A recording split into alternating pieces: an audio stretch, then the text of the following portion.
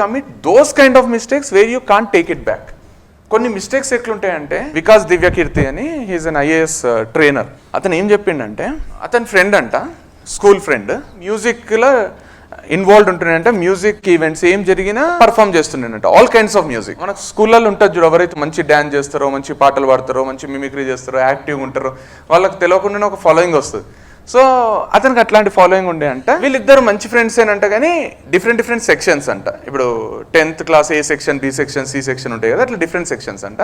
అయితే మనకున్నట్టు అప్పట్లో ఫేస్బుక్ లేదా ఇన్స్టాగ్రామ్, ఈ సోషల్ మీడియా ఇవి ఉన్నాయి చూడు, we're will not lose touch with one another. మీ ఫ్రెండ్స్తో మీరు టచ్ లైఫ్లో కోల్పోరు. If you want to talk to him or talk to her, you don't even have their number, phone number, still you can get in touch with them. So అప్పట్లో వాళ్ళ కాలంలో లేకుండా అంటే 10th తర్వాత అతను ఎక్కడికో పోయిందంటే, ఇతను ఎక్కడికో పోయిందంట. అట్లా కాలం గడిచిపోయి ఒక 15 years అయిపోయినాక, 30 years ఏజ్ వచ్చినప్పుడు పార్టీలోనో ఫంక్షన్లోనో మ్యూచువల్ ఫ్రెండ్స్ అందరూ కలిసిండ్రు, సమ్ గెట్ టుగెదర్.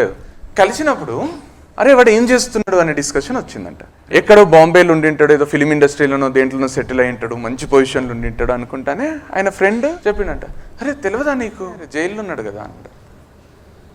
జైల్లో ఎందుకు ఉన్నాడు అంటే చెప్పిండట, గ్రాడ్యుయేషన్లో బ్యాడ్ ఫ్రెండ్షిప్లకు పోయి he got addicted to drugs అంట. 18 yearsలోనే డ్రగ్కి బానిస అయిపోయిందంట. వాళ్ళ ఇంట్లో పైసలు అడిగి గ్రాడ్యుయేషన్ 2nd year 3rd yearలో అడిగి వాళ్ళ ఇంట్లో పైసలు ఇవ్వలేని స్టేజ్లో వాళ్ళ ఇంట్లో 9 మంది ఉంటే 9 మందిని అన్నంలో విషం కలిపి చంపేసి, 9 members ఒకడు ఆ రోజు అన్నం తినలేదంట. 8 మంది తిని చచ్చిపోతే ఇంకొకడు మిగిలితే వాడిని గొంతు కోసి చంపేసి జైల్లో ఉన్నాడు.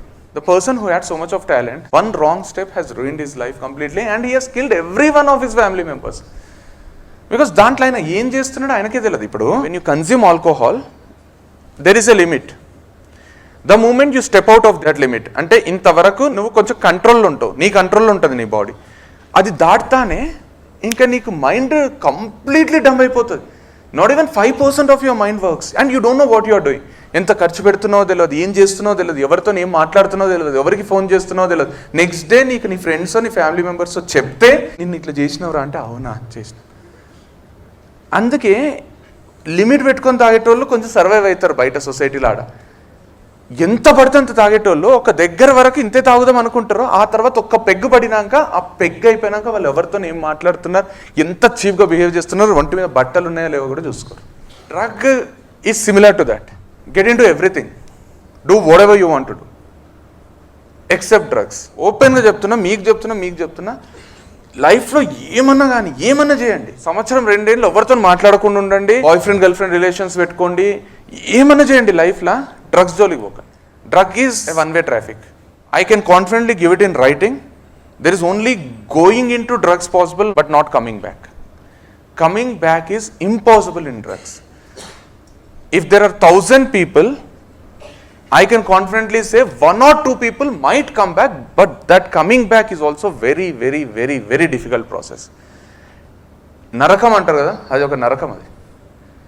Once you get into drugs and start using drugs, నేను డ్రగ్స్ వదిలేద్దాం అనుకుంటున్నా, వెనక్కి వస్తున్నా, నేను ఇక ఈ రోజు నుంచి డ్రగ్స్ ముట్టుకోను అని జరగదు. నేను చెప్తున్నా 1000లో ఒకరో ఇద్దరు వస్తారు.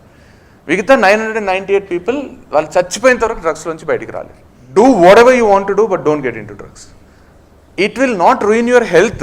It will ruin everything in your life. Relations. It will ruin your peace. It will ruin your work. It will ruin your income. It will ruin you as a person. ఇట్లా పీల్చి పిప్పి చేస్తుంది అంటారు చూడు, ఒక బట్టని ఉతికి ఆరేసేటప్పుడు పిండుతారు చూడు, అట్లా పిండేస్తుంది. And until and unless you are high, you are on drug, you will survive. The moment you are off drug, you will not survive, and being on drug 24/7 is impossible because it is expensive and it tortures you a lot and you have to run behind it and you have to give up everything to run behind it.